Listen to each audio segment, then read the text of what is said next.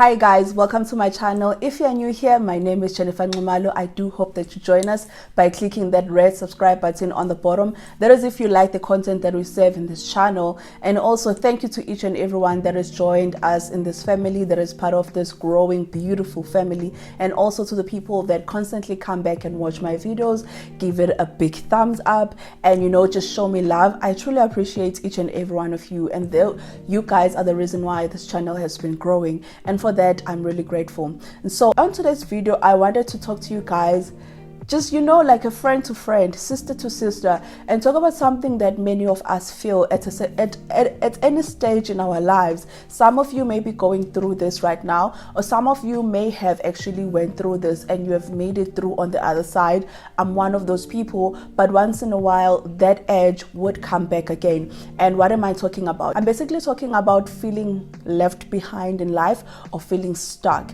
And so if you want to know more about that, or if you want to understand, to get my take and hopefully help you get through this, or maybe just give you some form of encouragement, then please do stick around.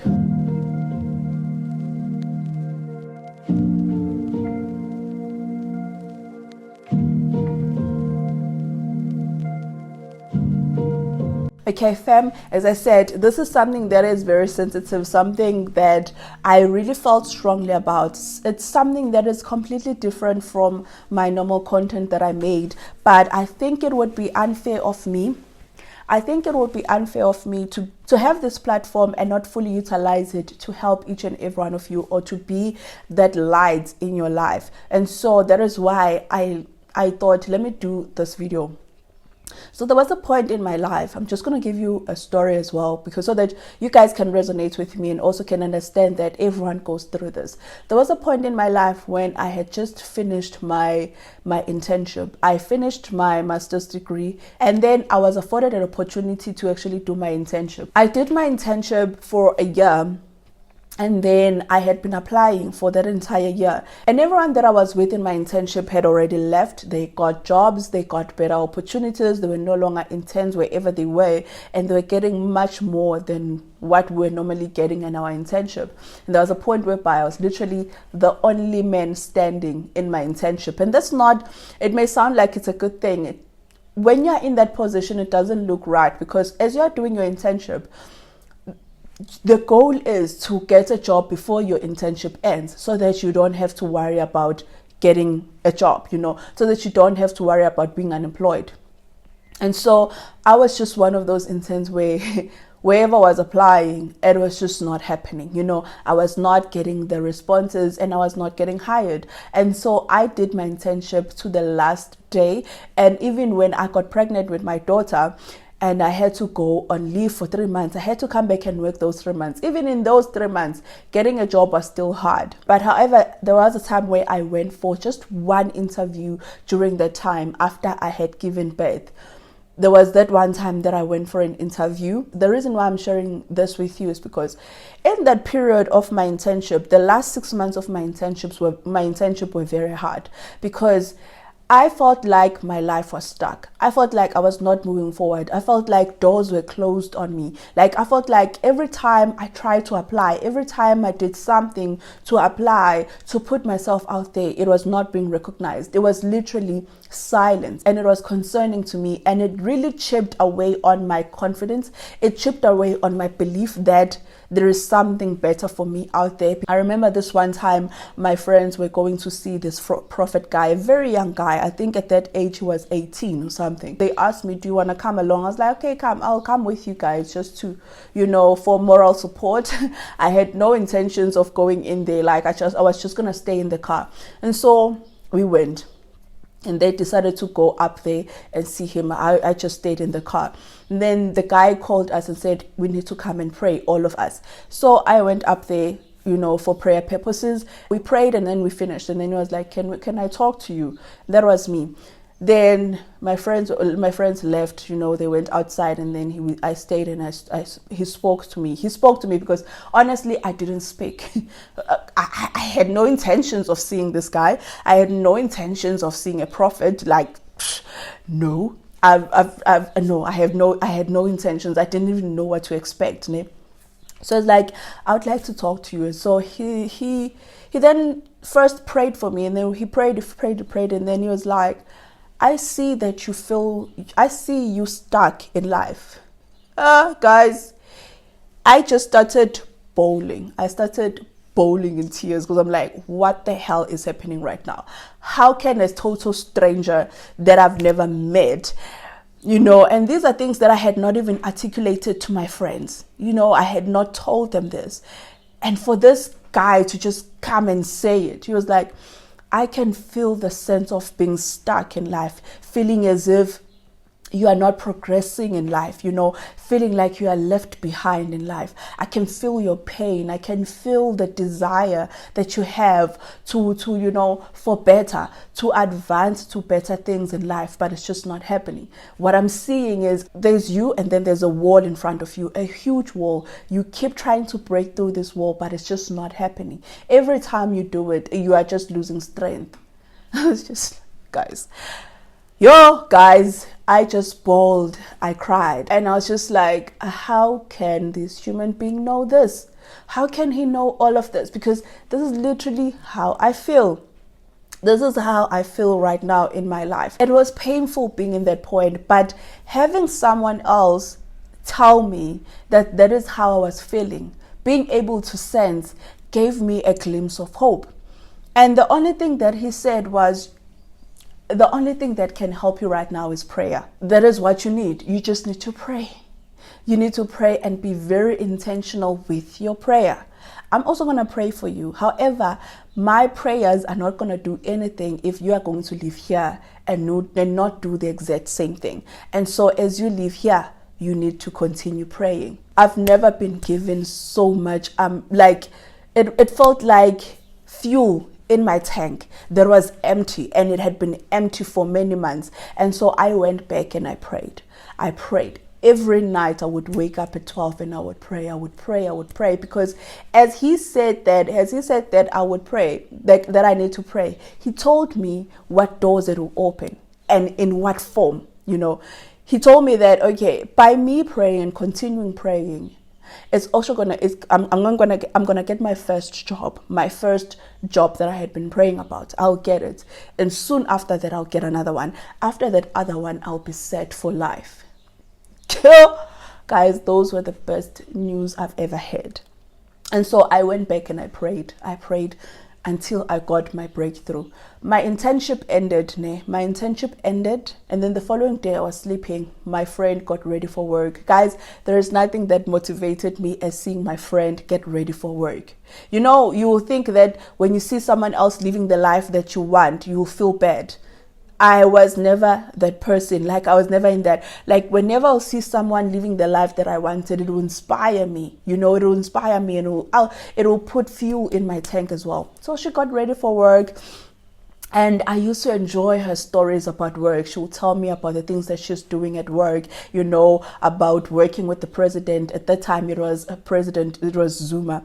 And so she would tell me about the type of a president he is, traveling the world, come back and tell me stories. It was so fueling, and it's something that I felt like I needed in my spirit. And I'm so grateful to my friend. And so she got ready for work and left. I stayed there.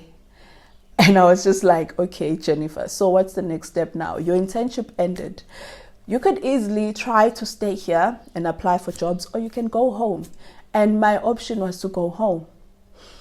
Within few hours of me sleeping like that, just sleeping, I got a call. I think it was around 9. I got a call from the same department that I did my internship with. They're like, hi, Miss Nxumalo. We would like to congratulate you and tell you that you got the job.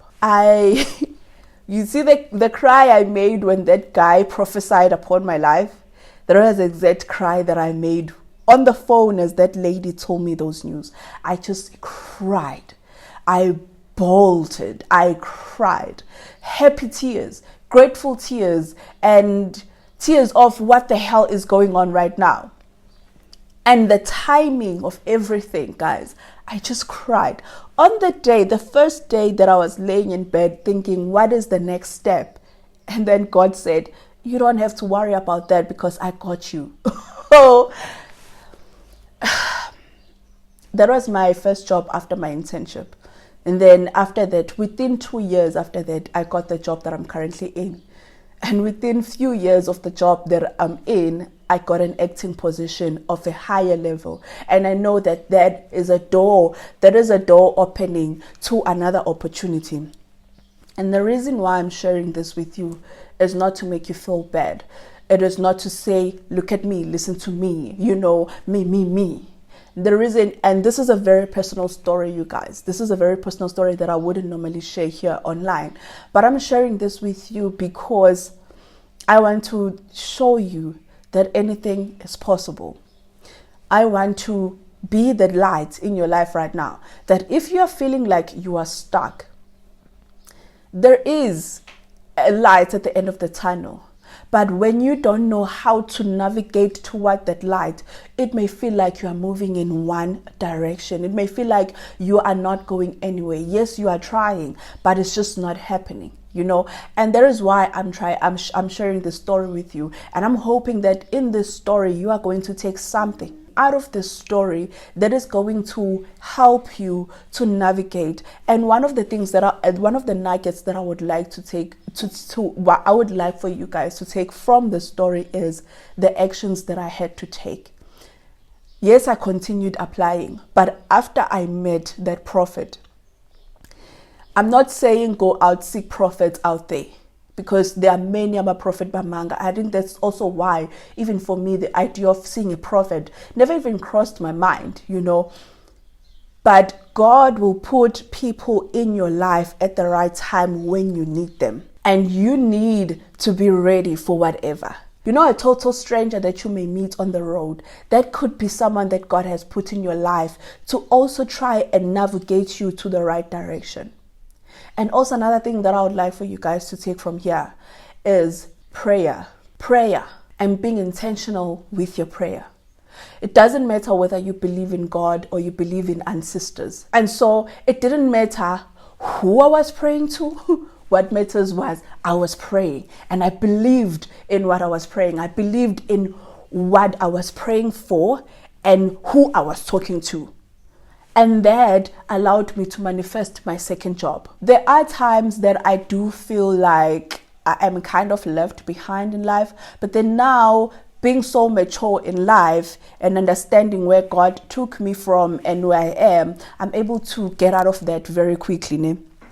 And so that is also my wish for you as well, that you are able to see yourself as you are getting into that hole, that you quickly see yourself and try to find ways to get out of that. But I think the first thing that the points that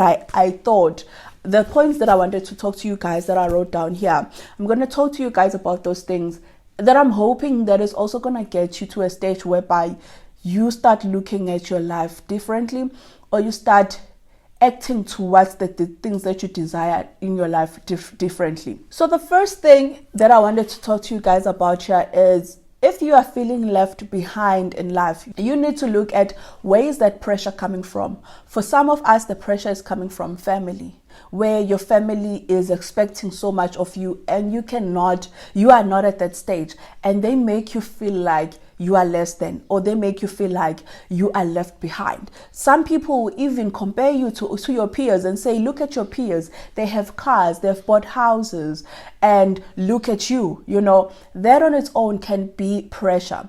And some of us, the pressure can come internally because we are so hard on ourselves that when we look at other people, we look at them and say, why is it that I'm still here? Why is it that I feel stuck? Why is it that my life is not progressing? But I would say this: the last thing you want to do when you're in that position is to look at another person and say, why is my life this way when other people's lives are that way? That is the last thing you want to do when you are in that stage in your life where you feel stuck, where you feel like you are not progressing the way that your life is supposed to be progressing. Because that is a dangerous place, because the next thing there, you're not looking at other people as motivation, but you're looking at them as your competition, and competition that is not even practical, and it's gonna make the feeling that you're feeling even worse, because every time you are looking at people, you're gonna despise them. When it comes to online here, you're gonna be watching certain people in their videos doing all these big things, and then the next thing you're gonna despise them. The next thing you're gonna come in their comments and say mean things, because there was a time I got one comment of this one girl, and she said, "Your videos depress me because you are living a life that basically she was saying your videos depress me. You are living a life that I wanted. You are doing a job that I desired and all this stuff. And basically my life is not going the way that I want. However, when I'm watching your videos, they depress me." There is someone that whenever they look at someone that is living their own lives and they're living something that they desire, they look at them, they envy them, and they look at them with that, I don't know how to explain it most, because I've never been in that place. But the last thing that you want to do is to look at another person that is living the life that you desire and say, "Why is my life not like that?" Because it's going to bring out ububi in you. I don't know how to explain that in English. It's going to bring out the dark side in you, whereby when you look at other people, you envy them and you don't look at them with motivation. Rather, you despise them. And that's the last thing you want to be. That's the last place you want to be when you're in that stage, because once you get in that stage, trying to get out is going to be very difficult, and trying to seek for help, especially through spiritually, where you are asking God, you are asking your ancestors to help you. When you're coming with, the last thing you want to have is negativity around your life. Yes, you are in a negative space, but you also don't want to be a negative energy. I don't know if that makes sense. So you need to identify, where are these pressures coming from? Are they coming externally or are they coming internally? If it's externally, then it's like people, like family members, or maybe people in your life comparing you to their progress and yours, or it's yourself being hard on yourself. You need to identify that so that you can nip that in the bud, so that you know that as you are working towards, trying to fix your life or trying to get yourself out of that rut, you know what you're dealing with. For me, I know that it was internally. I'm a very person that is very competitive in nature with myself. Like, I always want the best. Like, if I'm here, the next thing is, okay, how do I get there? Once I'm there, how do I get there?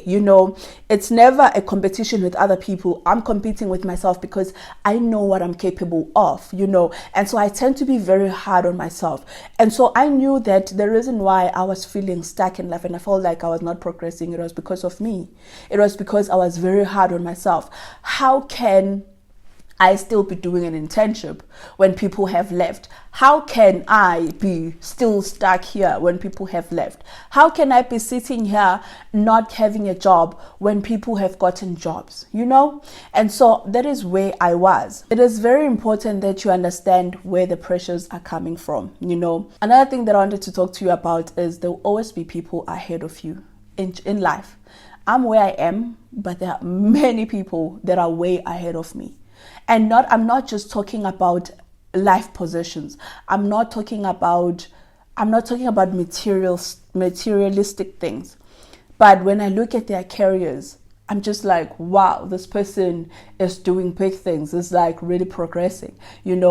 I'm talking about things where I look at my life. I feel like, okay, in life I should be here, but I'm here, But you need to know that there will always be people up ahead. That's just how life is. And that is why even now, if you are feeling stuck right now, there is someone who is worse off than you. There is someone who is in a worse off position than you. That is just how life is. We are not going to progress in one way or in the same direction, in the same pace. It just doesn't happen like that. And you need to acknowledge that part, that in life, there will always be people ahead of me and there will always be people below me. Doesn't mean that I should look the people below me with pity. It doesn't mean that I should look at them and have pride. It just means that I need to understand that this is my position in life currently and this is my season in life currently. And yes, I will get to the stage that I get to, and even when I've gotten into that stage that I want to get to, there will always be someone up ahead of me, because that's just how life is. When you start understanding that life works like that, you will start putting less pressure on yourself to always be trying to match up with other people, because you understand that our journeys in life are not the same. And it's very important to walk your journey and be true to your journey at that time. As people, we have journeys in life and we have aspirations in life. And when those aspirations are not met, we tend to feel like life is against us. We tend to feel like we're not moving forward. And it's important to find something to hold on to. That is the whole point of this video. Find something to hold on to. Something that will become your anchor. For me, when I was feeling down and out, feeling like things were not happening, I didn't have an anchor. I didn't, until I met that guy, that prophet, and he spoke into my life. He reminded me that I need to have an anchor in life, because when I have an anchor in life, I'll have something that will sustain me, something that will give me strength, something that will act like fuel in my empty tank.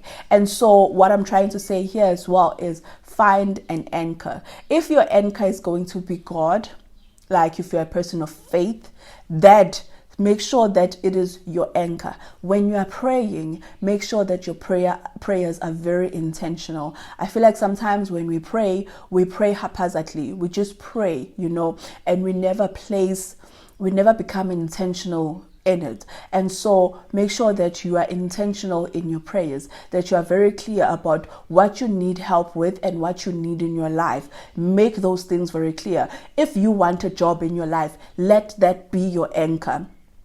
And don't move away from your anchor. Don't stop just because you feel like things are not moving. Remember, things are not going to happen in the time that you want and in the pace that you want. And that is where faith is really tested. And so hold on into your anchor. Stay in that position. Continue on. And so for me, my anchor became God. I prayed every day, every night. I made my goals clear. I made my intentions clear. And I would say do that. If you're a person that is very spiritual, spiritual is everything, guys. Spiritual is ever encompassing. Faith falls into spiritual. But I wanted to say, if you're a person that believes in amadlozi, in ancestors, let that be your anchor. Phahla. It means that you have to go back home and uphahle every year. If it means you have to do itiye emsamo, you do that. Like you do something that will show that you are really intentional, but become very close with your ancestors. If it's God, if you're a person that believes in God and your faith is very strong in God, stay very close to God. Let that become your anchor. If you're a person that believes in ancestors, and ancestors have been something that you truly believe in, let that be your anchor. Stay very close with your ancestors. In this both things, guys, there's really no competition. There's no bad over the other. That is why for me, I'm talking about them the same way that I am, because the way that I prayed shifted. As I said, it shifted from being so faith-based to being more spiritual-based, to being more spiritual-based and more ever-encompassing instead of just one dimension. But whatever that works for you, the point here is, whatever that works for you, do that, but have an anchor. There is nothing that will take strength out of you as not having an anchor in your life. Last thing, you need to create space for yourself whereby you are able to be vulnerable with your anchor. You need to create that space. So if, let's say, for instance, you wake up in the middle of the night and you pray, maybe at 12 or 3, that is your sacred space. That's your sacred time. That's where you can be vulnerable with your anchor. If it means that you have to have a small corner in your house where you kneel, you pray. And I would say, guys, I don't know about this, but I remember when I read this verse in the Bible, and it still catches me now. And that is why you won't find me in a church, because I feel like it just goes against everything that verse says and everything that I believe now. Sit down or kneel. Don't be standing when you are praying, because you're not going to be vulnerable the way that you say that you would like to. And vulnerable is not in a way that you are shouting and wara wara. That is not being vulnerable, but vulnerable is actually bearing your soul, exposing yourself to your anchor and just exposing your feelings where you are. And you can't do that standing, moving around. You can't do that. You need to sit down.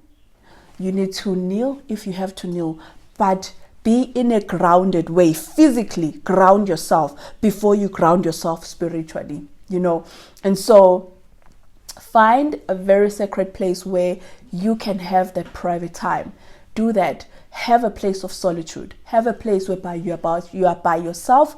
You pray by yourself, not with others, because that's where God works. That is where God works. That's also where ancestors work. Where there is nobody around, where there's no spectacle, but just you, you being vulnerable and laying your heart bare. That is where you need to be. Don't be scared to be alone, because that is where things happen. That is where things happen. If you're constantly surrounding yourself with people constantly because you're trying to escape your reality, that is where things are not going to happen, because you are always distracted. You need to be there are points in your life where every day there's a time where you are alone with your anchor. Whatever your anchor is, as I said, maybe God, maybe ancestors, whatever, let there be an anchor though in your life. So with that being said, until I see you on the next one, please take care and stay safe, and do know that it will happen for you. It may not happen now, but it will happen for you. Just keep on praying, keep on asking, keep on making your intentions clear, and doors will eventually open in your life. I hope that you guys, I don't even know what to say anymore, but I'll see you on the next one. Please take care and stay safe. Bye.